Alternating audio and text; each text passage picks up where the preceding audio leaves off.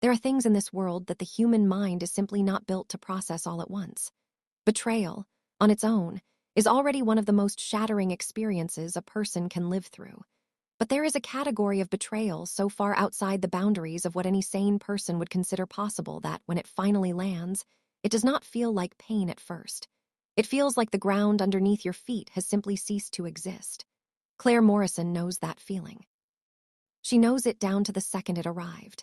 It was a Wednesday afternoon in the fall of 2020, and she was sitting alone in her parked car in the lot of a shopping center in Nashville, Tennessee, with her phone in both hands and a security camera app open on the screen. She had installed the camera in her living room 4 days earlier.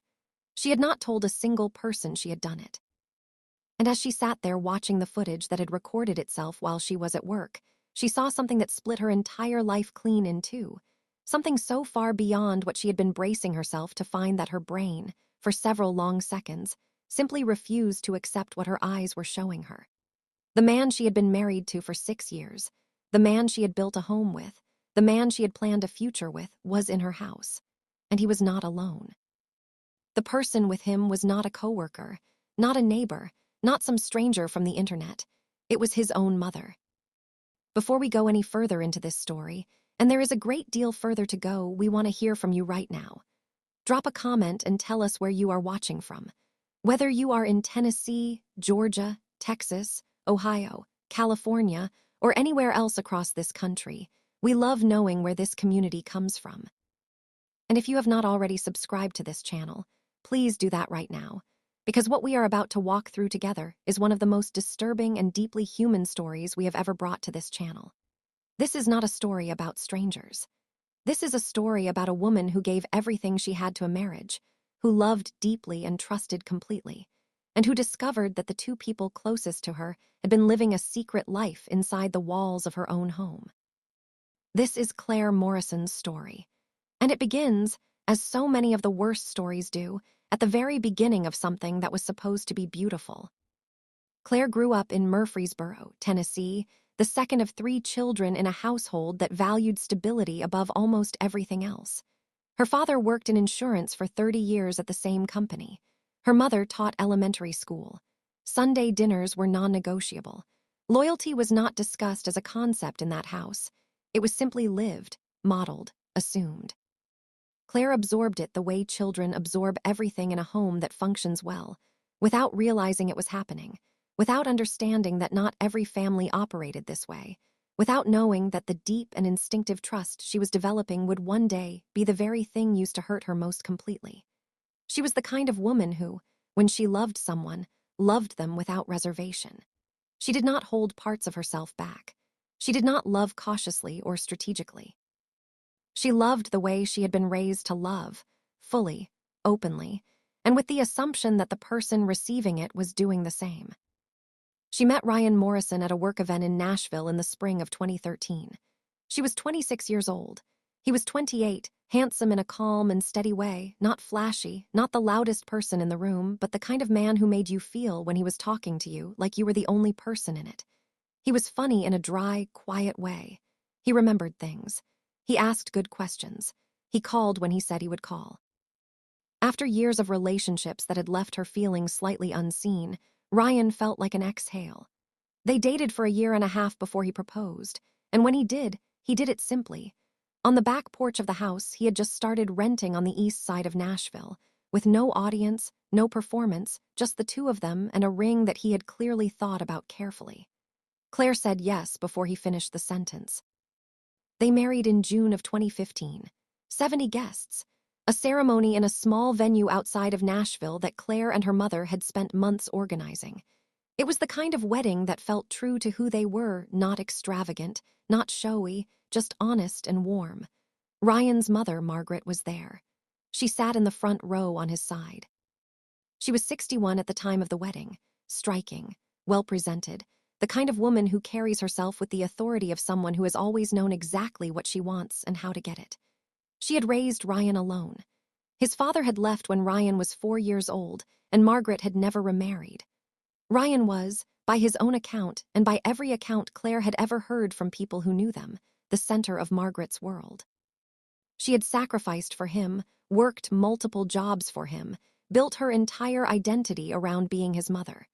And from the beginning of Claire and Ryan's relationship, Margaret had been a presence, a significant, constant, undeniable presence in their lives. Claire had noticed from early on that Ryan's relationship with his mother was not quite like anything she had seen before. It was not, in the beginning, something she could name or articulate, just a texture to their interactions that felt slightly different from what she would have expected. Margaret called Ryan daily. Not every few days, not weekly, daily, often multiple times. Ryan took the calls without comment, as though this were simply the rhythm of things. He deferred to Margaret's opinions on decisions that Claire felt should have been theirs alone to make.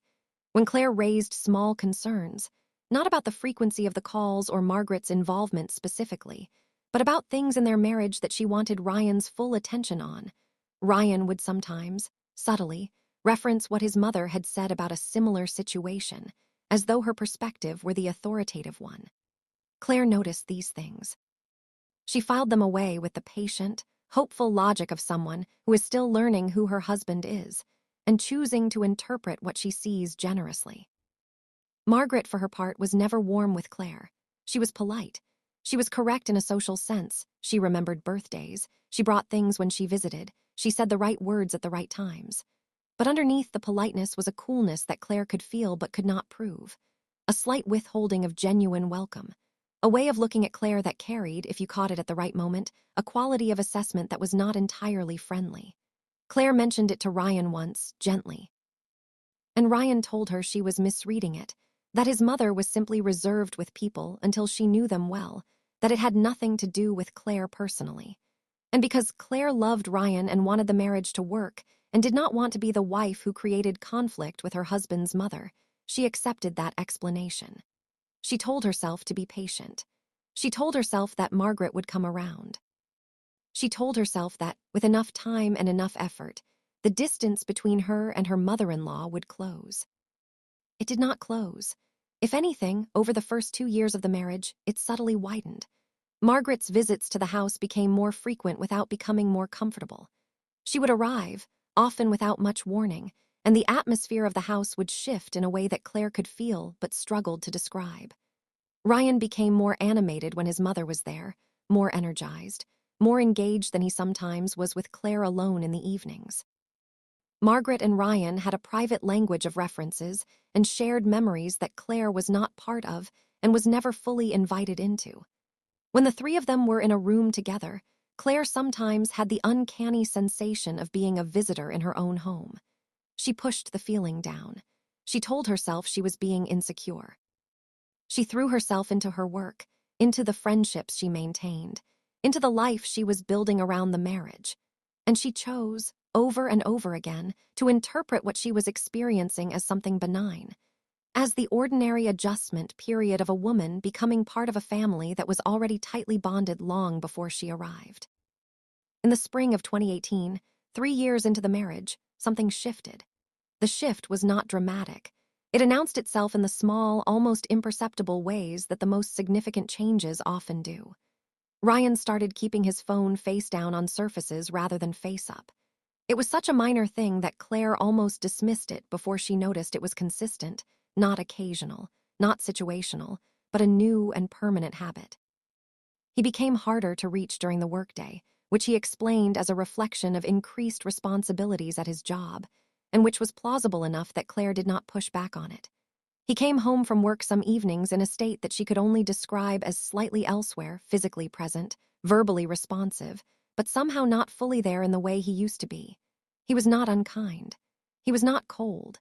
He was just reduced somehow. Like a version of Ryan, with some essential frequency, turned down just below the range where she could fully hear it. She brought it up with him twice. The first time, he said he was stressed at work and needed some space to decompress. The second time, he said that she was reading too much into things and that everything was fine. Both times, his tone was patient and even slightly concerned for her, as though her perception of a problem were itself the problem, as though the most reasonable response to her worry was to gently reassure her that the worry was unfounded. And both times, Claire walked away from the conversation feeling slightly foolish, slightly as though she had made an unnecessary fuss, and deeply, inarticulately unsettled in a way she could not locate the source of. This is a mechanism that people who study betrayal and manipulation recognize immediately. It is the slow, cumulative training of a person to distrust her own instincts, a process so gradual that by the time it is complete, the person being conditioned often cannot tell the difference between what she actually perceives and what she has been taught to dismiss. By 2019, the unease had become something she lived with daily, the way you live with a sound in the walls of a house that you cannot identify and cannot stop hearing. Margaret's visits had increased again. She was at the house sometimes twice a week, always on days when Claire had longer shifts at the clinic where she worked as an office administrator, always arriving without much ceremony, always staying for hours. Ryan mentioned these visits in the same casual, nothing-to-see-here register he used for everything involving his mother. Claire had stopped raising the subject of Margaret directly because the conversation always ended in the same place, with Ryan looking at her with gentle, patient concern and telling her that his mother meant no harm and that Claire needed to give her more of a chance. So Claire had stopped trying to have that conversation, but she had not stopped watching. And what she was watching, over the long months of 2019 and into 2020, was the accumulation of a pattern she did not yet have the language for. The specific thing that finally moved her from watching to acting happened on a Tuesday in September of 2020. Claire had come home from work to find the house in a state of subtle disruption, nothing obvious, nothing that would read as evidence to anyone who hadn't been paying attention the way she had been paying attention. But a blanket on the couch was rearranged. There was a faint, unfamiliar scent in the hallway. And when she walked to the kitchen, she found 2 glasses, not mugs, but glasses, the kind they used in the evening in the dish rack. Ryan was home by then, sitting in the living room watching television in his work clothes, and when she asked who had been over, he said his mother had stopped by for a while that afternoon. Claire looked at the glasses and she looked at her husband and she felt, with a clarity that was almost physical, that something in this house was not what she had been told it was. She nodded. She cooked dinner. She said nothing else about it. And that night, after Ryan was asleep, she lay in the dark for a long time and she made a decision. She ordered the camera the next morning from her work computer, using an email account she created specifically for that purchase. She chose a model small enough to be hidden inside a decorative object, a large artificial succulent plant that she placed on the bookshelf in the living room, positioned to capture a clear view of the couch, the coffee table, and the hallway leading to the master bedroom. She installed it on a Thursday evening while Ryan was in the shower. She connected it to her phone through an app she downloaded on her personal device. The cloud storage was set to 30 days. She was calm throughout the entire process, the calmness of someone who has decided that the alternative to knowing is no longer survivable. She did not check the footage for 4 days. She went to work. She cooked dinner. She watched television beside her husband in the evenings. She slept next to him and said good morning the way she always had, and she waited. On the 4th day, a Wednesday, she left for work at her normal time, drove to the shopping center 2 miles from the house, pulled into a parking space at the far end of the lot and opened the app. She scrolled back through 4 days of footage. Most of it was empty rooms, the hallway still and gray, the couch undisturbed, the front door. And then on Tuesday afternoon, the day before, at 12:47 in the afternoon, the front door opened, and Margaret walked in. She did not knock. She used a key. She moved through the house without hesitation, without looking around, without any quality of a person entering a space that was not hers.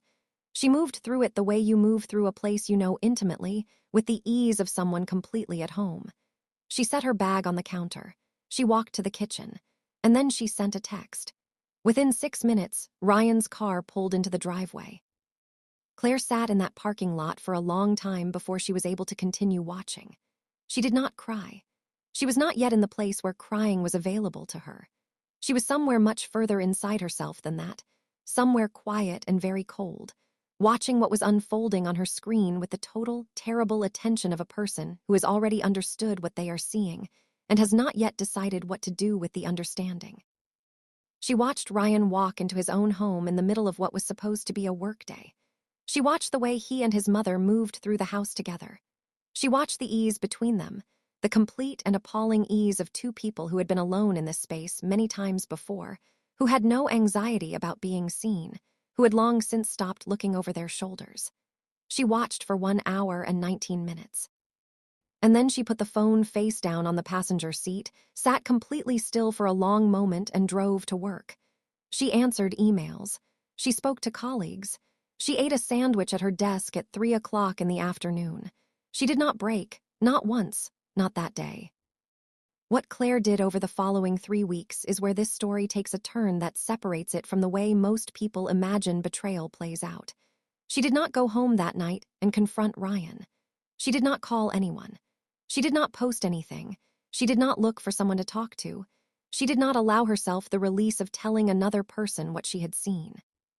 She went back through the camera footage, day by day, and she found what she found, which was not one afternoon, not a single isolated incident, but a pattern. Visits that had been happening with a regularity that her working schedule had kept her from witnessing. A key that Margaret possessed not because Claire had given it to her, but because Ryan had, she did not know when. A level of access to her home and her life that had been granted without her knowledge or consent, by the man who was supposed to be her partner in every decision that affected them both. She documented everything. She took screenshots. She transferred them to a cloud account that Ryan had no access to. She did this methodically and without panic, in the early morning hours before Ryan woke up, sitting at the kitchen table in the dark with her phone angled away from the bedroom door. She found a family law attorney named Patricia Owens through a colleague's recommendation.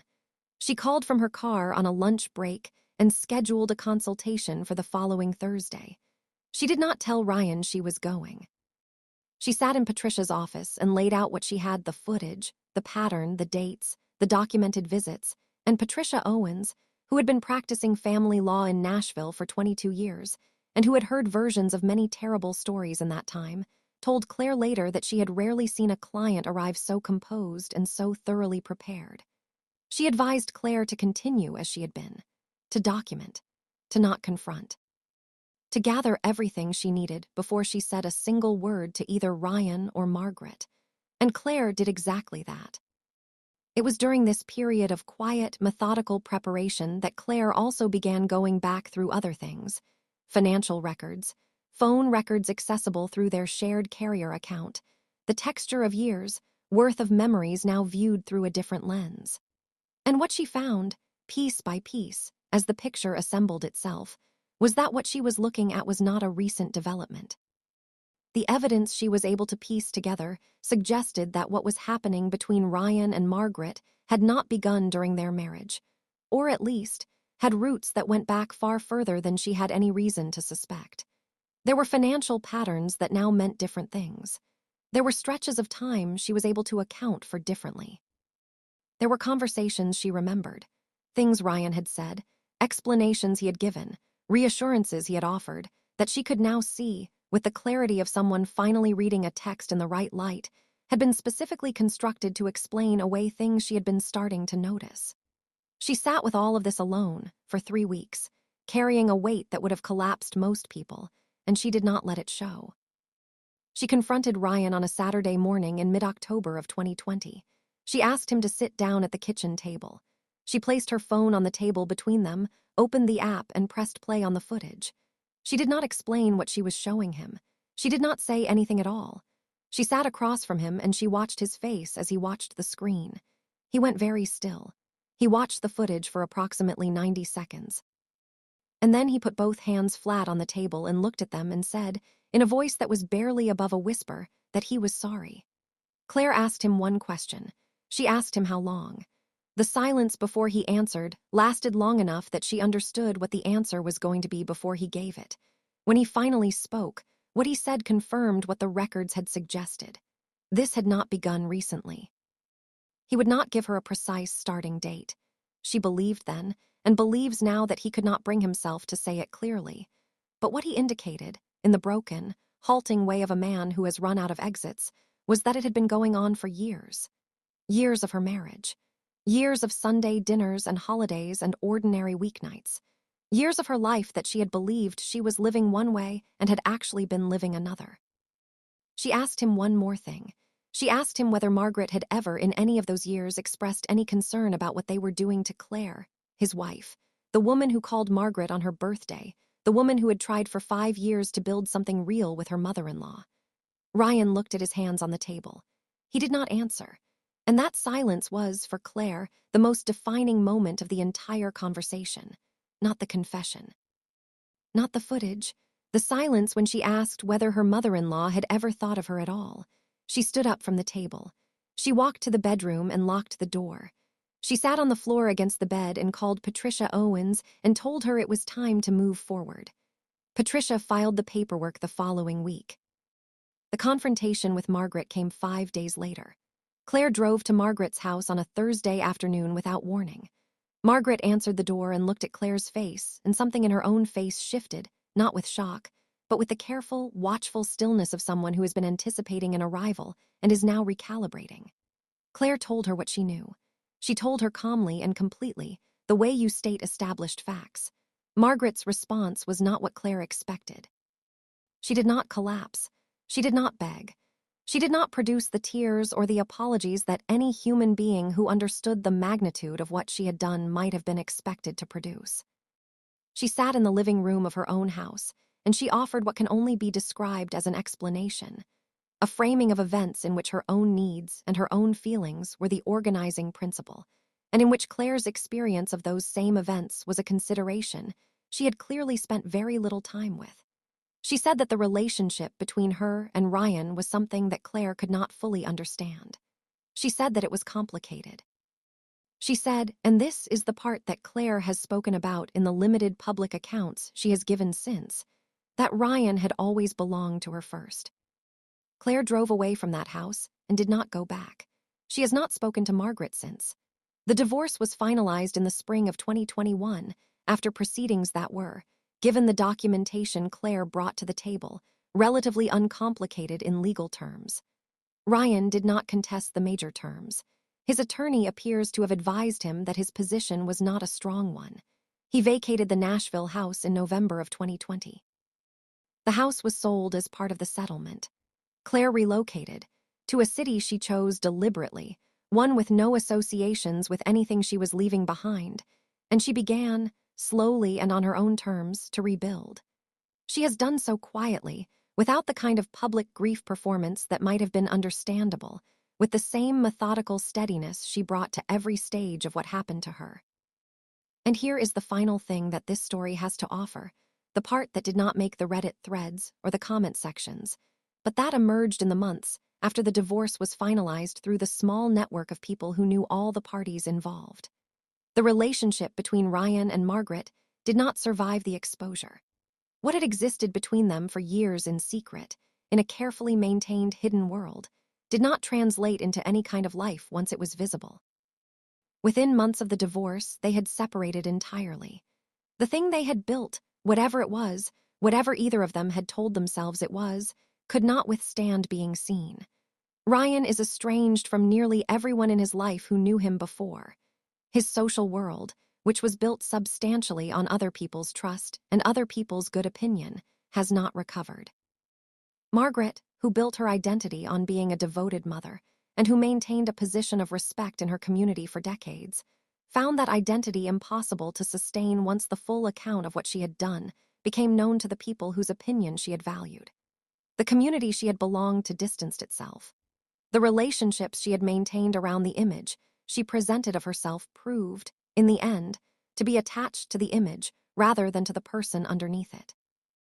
Claire, meanwhile, is standing, not without cost, not without the specific, permanent kind of grief that comes from discovering that a significant portion of your adult life was not what you believed it to be, that the home you were building was being quietly undermined by the very people who should have been helping you build it.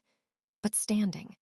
She has said in one limited account that what took the longest to process was not the anger, which was clean and had a shape she could work with.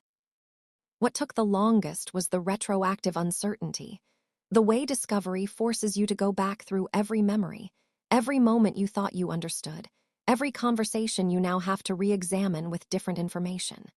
It is, she said, like finding out that the house you have lived in for years has a different floor plan than the one you were given. Every room you thought you knew has to be remapped. There is something worth sitting with at the end of this story, something that goes beyond Claire's individual experience, as extraordinary as that experience is. The mechanism that allowed this to happen, that made 6 years of sustained deception possible inside a marriage that a woman was fully present in and fully committed to. That mechanism was not unique to these people or this situation. It was the systematic exploitation of trust. It was the deliberate construction of a reality that kept one person from seeing clearly while everyone around her could see perfectly well. It is the most intimate form of betrayal that exists, and it is the most difficult to recover from, not because of what was done, but because of who did it. Because when the people who are supposed to be your family are the ones who have been working against you, when the man who promised you his whole life and the woman who was supposed to welcome you into hers are the ones holding the secret, there is nowhere to turn that does not require you to first question everything you thought you knew. Claire questioned it all. She sat with it. She documented it. She protected herself. And she walked away with her dignity and her clarity completely intact from a situation that had been specifically designed to make that impossible. That is not a small thing. In fact, it may be the most important thing in this entire story, not the betrayal, the response. So we want to leave you with a question, and we want you to really sit with it before you answer. If you had been in Claire's position, if you had watched that footage and seen what she saw, what would you have done?